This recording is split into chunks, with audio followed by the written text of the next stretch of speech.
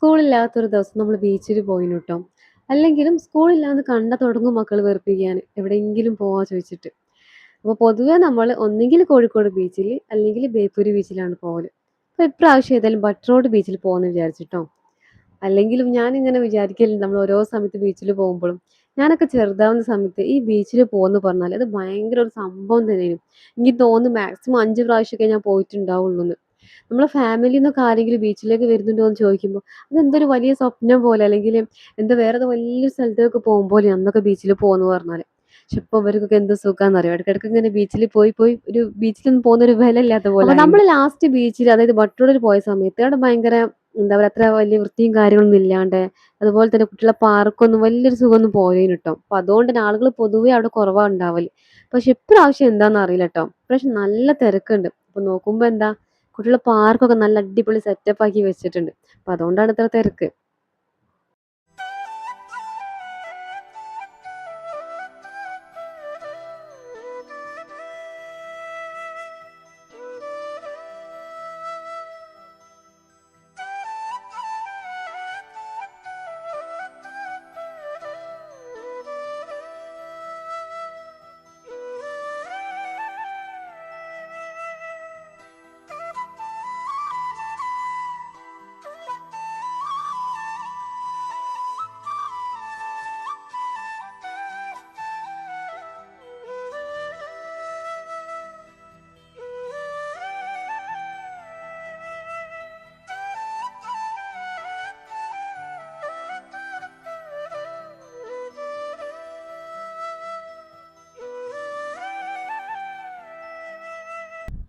പിന്നെ കുറച്ച് സമയം മക്കൾക്ക് വെള്ളത്തിൽ കളിക്കണം എന്ന് പറഞ്ഞപ്പം കുറച്ച് നേരം അവിടെ നിന്ന് ട്ടോ.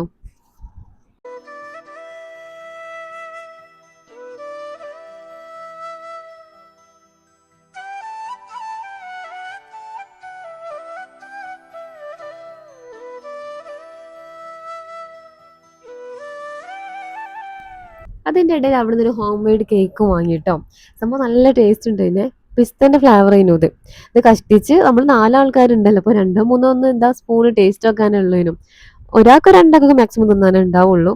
നമ്മളേതായാലും ഓരോ സ്പൂൺ വെച്ച് അങ്ങോട്ട് ടേസ്റ്റ് ചെയ്ത് 99 റേറ്റ് പറഞ്ഞത് കേട്ടോ. എന്തായാലും കുഴപ്പമൊന്നുമില്ല, നല്ല ടേസ്റ്റ് ഉണ്ടായിരുന്നു.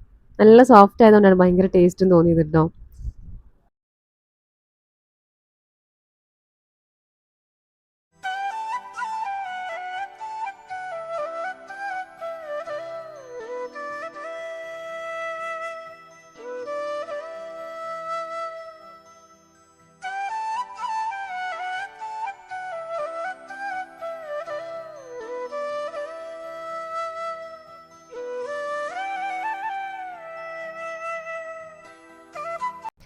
പിന്നെ നമ്മൾ അതിൻ്റെ ഇടയിൽ ഫുഡ് കഴിക്കാൻ വേണ്ടിയിട്ട് പോയിട്ടോ. അതിൻ്റെ ഇടയിലല്ല, ഫുഡ് കഴിച്ചിട്ട് പോവാന്നൊക്കെയാണ് പറഞ്ഞത്.